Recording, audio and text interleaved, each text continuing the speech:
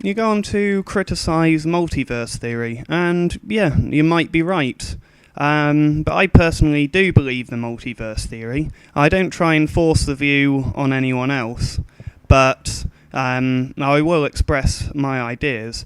My ideas are pretty similar to Lee Smolins' idea of universes themselves evolving and creating new universes through black holes.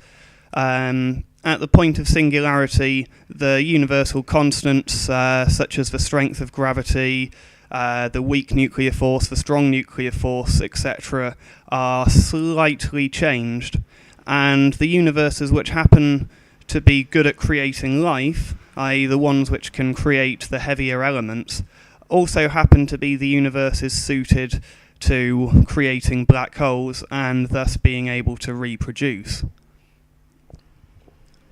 The universes which have a nuclear strong force which is too strong, for example, won't create anything heavier than hydrogen or helium, and hence will never create black holes and won't reproduce. Also, universes which are too heavy, for example, wouldn't be able to expand in the first place, and thus they would die out as well.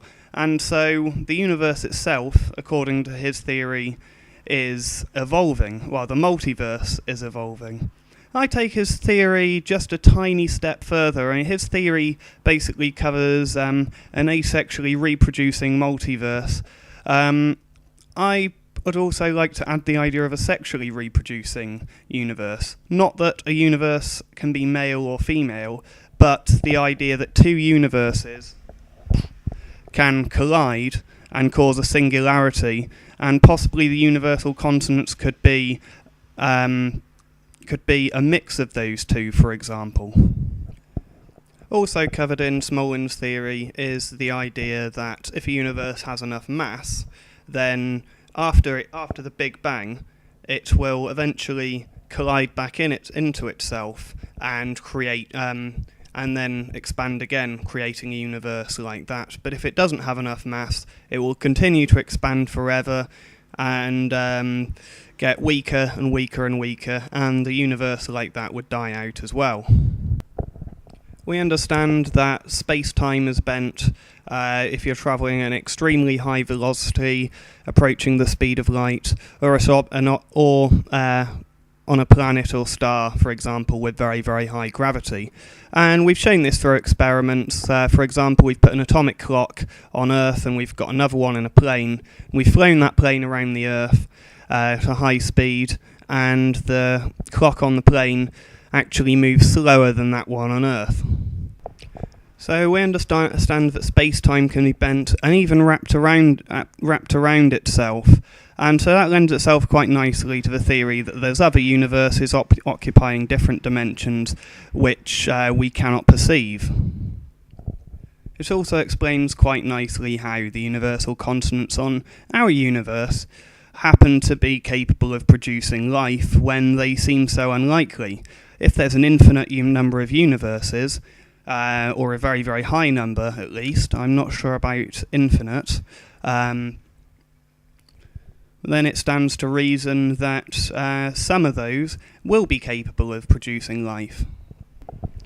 I believe that matter and energy have existed forever. They didn't just appear out of nowhere, they have always existed, and that our universe started 13.7 billion years ago. Of course, that's been backed up by countless research, but our universe is just the latest in a long line of previous universes. I don't want to say too much more about that theory, but I'd like to ask you, if a God did exist, would it be outside his power to create a multiverse? And even if your arguments for a universe appearing designed were valid, which I disagree with, that doesn't prove Christianity. That just shows the deist idea, and that deism is basically the idea that a god created the universe, and then that was pretty much it. It seems pretty arrogant for most of us humans to believe that we are this special creation of God.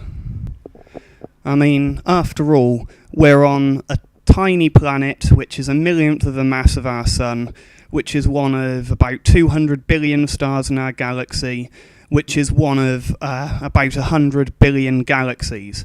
If a god was capable of creating the universe, I'm not even talking about infinite power, I'm talking very, very finite, and that's the power to create a universe, then to him, us humans would be less than an amoeba is to us. Far less, unimaginably less. So to summarise that bit, yes, we don't know for sure where energy and matter came from. We don't know for sure there's a multiverse. But just because we don't know the answers yet doesn't mean we're not ever going to find the answers. And it's still irrational to just assume that God did it without any real strong evidence.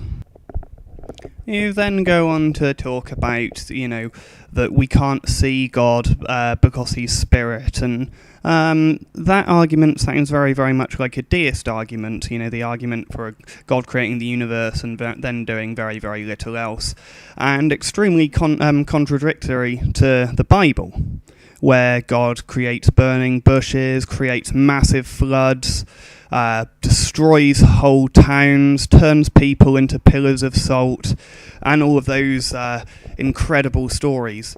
And it seems a bit strange that since the camera was invented, very, very little activity has been seen. Even if God did exist, but was a spirit and we couldn't see him, we should still be able to measure the effects that he's caused through science, and as of yet, we haven't been able to do any such thing.